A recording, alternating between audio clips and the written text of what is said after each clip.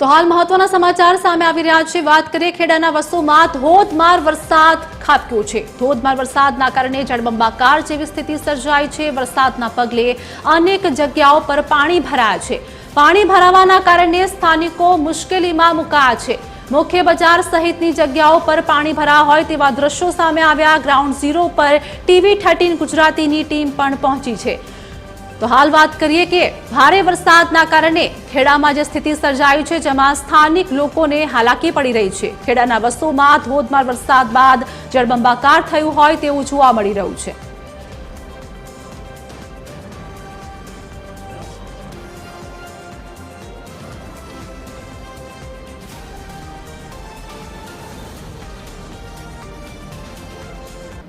તો આજ મુદ્દે અમારી સાથે અમારા સંવાદદાતા મૌલિક ઉપાધ્યાય લાઈવ જોડાઈ ગયા છે ખેડાથી। મૌલિક, અત્યારે હાલની વાત કરીએ એટલે કે ખેડાના વસ્તુમાં જળબંબાકાર થયું છે। ભારે વરસાદના કારણે સ્થાનિક લોકોને હાલાકી થઈ રહી છે। શું હાલની વધુ અપડેટ?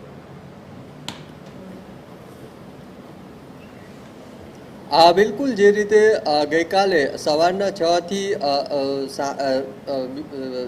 6 સુધીમાં લગભગ 16 ઇંચ જેટલો વરસાદ છે તે નોંધાયો છે। એટલે કે ગઈકાલે જે 16 ઇંચ જેટલો વરસાદ નોંધાયો અને ત્યારબાદ આ પ્રકારની પરિસ્થિતિ અહીંયા જોઈ શકો છો કે કમર સુધીના પાણી આજે જે બજાર છે તેમાં ભરાયેલા જોવા મળી રહ્યા છે। તમામ દુકાનો છે તેમાં પાણી છે તે ભરાયા છે। અહીંયા મુખ્ય બજારમાં જે દુકાનો આવેલી છે તે પણ પાણીમાં ગરકાવ થયું હોય તે પ્રકારના દ્રશ્યો છે તે જોવા મળી રહ્યા છે।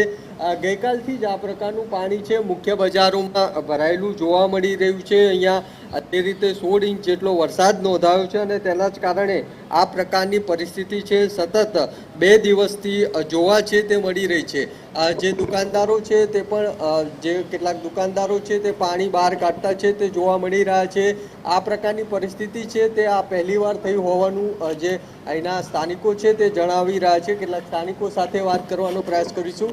કાકા, ક્યારથી આ પ્રકારની પરિસ્થિતિ છે અને કેટલું પાણી હતું? કાલે સાંજે બહુ જ પાણી હતું આગળ। કાલે બપોરથી પોઝિશન ખરાબ થઈ ગઈ છે આગળના પહેલી ફેર 20 વર્ષથી હું ધંધો કરું છું પણ કોઈ પ્રકારનું પાણી જોવાનું મળ્યું નહીં। પણ આ ફેર વરસાદ વધુ અને વધુ વરસાદ વસોની અંદર પડી રહ્યો છે। વસોની અંદર પહેલી ફેર પાણી આવ્યું છે। આખી દુકાન પલળી ગઈ છે। શાકભાજીનું નુકસાન ખાસું થઈ ગયું છે। કેટલી દુકાનો બજારમાં આવેલી છે અને પાણીમાં ભરાય છે? બજારમાં દુકાનો લગભગ 60 થી 70 દુકાનો છે। આગળના નુકસાન વધારે થયેલું છે વસોની અંદર। એટલે 60 થી વધારે દુકાન છે તે આવેલી છે। કેમેરામેનને કહીશ કે આગળના પણ દ્રશ્યો છે તે બતાવશે કે અહીંયા આ જે મુખ્ય બજારની તમામ જે દુકાનો છે તે પાણીમાં ગરકાવ છે અને આગળ કમર સુધીના પાણી છે તે ભરાયેલા જોવા મળી રહ્યા છે। આ પ્રકારની પરિસ્થિતિના કારણે અહીંયા જે લગભગ 60 થી પણ વધારે દુકાન આવેલી છે તે એક બાદ એક અનેક દુકાનો છે તે પાણીમાં ગરકાવ છે તે થઈ છે। આ સમગ્ર રોડ છે આગળ છે તે જોઈ શકાય છે કે કમર સુધીના પાણી છે તે ભરાયેલા છે અને દુકાનદારો છે તેમને સતત 2 દિવસથી દુકાનો બંધ રાખવી પડે તે પ્રકારની પરિસ્થિતિ છે તે જોવા મળી રહી છે।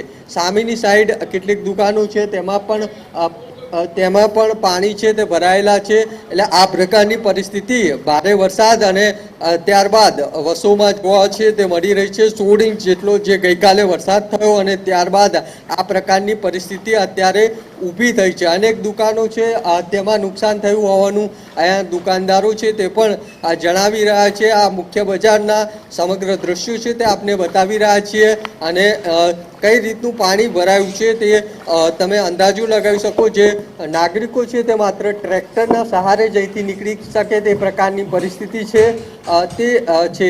એટલે અહીંયા આ પ્રકારે પાણી છે તે અત્યારે સતત 2 દિવસથી ભરાયેલા છે તે જોવા મળી રહ્યા છે અને પાણીનો નિકાલ સતત 2 દિવસથી અહીંયાથી નથી થયો અને જે રીતે દ્રશ્યો છે તેમાં પણ જોઈ શકાય છે કે કમર સુધીના પાણી છે તે ભરાયેલા છે। કેટલાક લોકો છે તેમના ઘરની બહાર પણ પાણી ભરાય છે જેથી બહાર ન નીકળી શકે તે પ્રકારની પરિસ્થિતિ છે તે જોવા મળી રહી છે। તેમની સાથે આપણે વાત કરવાનો પ્રયાસ છે તે કરીશું કે તેમનું શું કહેવું છે।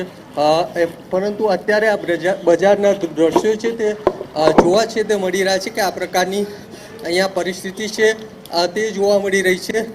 બેન, ક્યાંનું પાણી ભરાયેલું છે? કાલ સવારથી આવું પાણી સતત ચાલુ છે।